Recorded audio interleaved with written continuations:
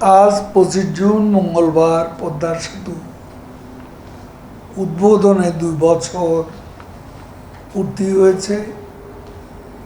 মোট 32,605 কোটি টাকা ব্যয়ে নির্মিত এই পদ্মার সেতু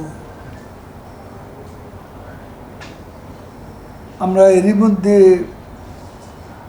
সুফল ভোগ করছি। দেশে, বিশেষত দেশের দক্ষিণ পশ্চিমাঞ্চলে 21টি জেলা, 3 কোটি মানুষ। যান চলাচল শুরু হওয়ার পর থেকে এ পর্যন্ত 1,27 লাখ যানবাহন পারাপার হয়েছে। মোট টোল আদায় হয়েছে প্রায় 1,648 কোটি টাকারও কিছু বেশি। অর্থ বিভাগের সাথে বাংলাদেশ সেতু কর্তৃপক্ষের ঋণ চুক্তি অনুযায়ী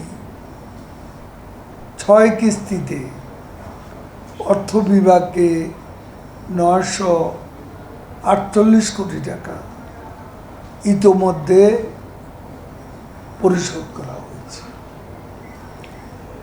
আগামী 27 জুন 2024 টোল আদায়ের 7ম ও 8ম কিস্তি বাবদ 314 কোটি টাকা চেক গণভবনে মাননীয় প্রধানমন্ত্রীর মাধ্যমে অর্থ বিভাগকে হস্তান্তর করা হয়। এর মধ্যে আমরা আমাদের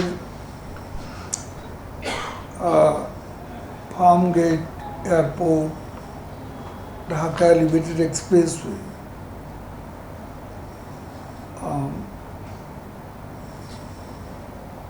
এর কাজ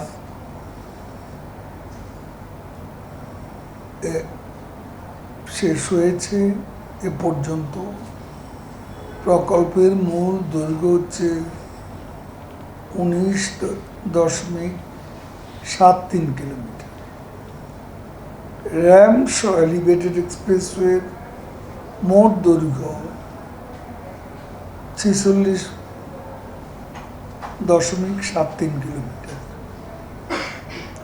গত 3 সেপ্টেম্বর মাননীয় প্রধানমন্ত্রী দেশরত্ন শেখ হাসিনা প্রকল্পের হজরত শাহজালাল আন্তর্জাতিক বিমানবন্দরের দক্ষিণে কাওলা থেকে ফার্মগেট পর্যন্ত যান চলাচলের জন্য মুক্ত করে দেন।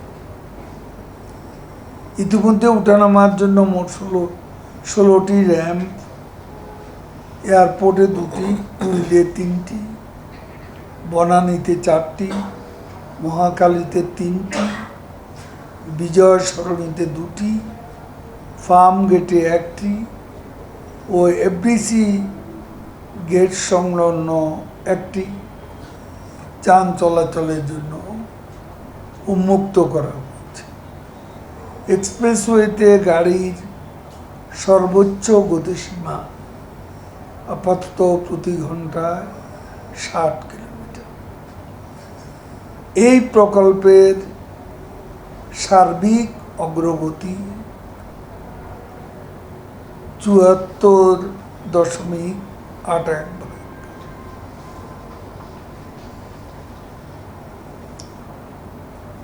এরপর আমি আজকের আলোচ্য সূচির মধ্যে ঢাকা আশুলিয়া এলিভেটেড এক্সপ্রেসওয়ে প্রকল্পটি China national machinery export import cooperation প্রকল্পটি ঢাকা বিমানবন্দর থেকে শুরু করে ইপিজেড পর্যন্ত যাবে। মোট ব্যয় 17,553 কোটি টাকা। 24 কিলোমিটার দৈর্ঘ্যের এলিভেটেড এক্সপ্রেসওয়েটি অ্যালাইনমেন্টের মধ্যে 21 কিলোমিটার এর নির্মাণ কাজ চলমান রয়েছে। প্রকল্পটির সার্বিক অগ্রগতি 44%। আমাদের বোর্ড সভায় যে বিষয়গুলো আমরা আলোচনা করেছি সেটাই আপনাদের সামনে আমি উত্থাপন করলাম।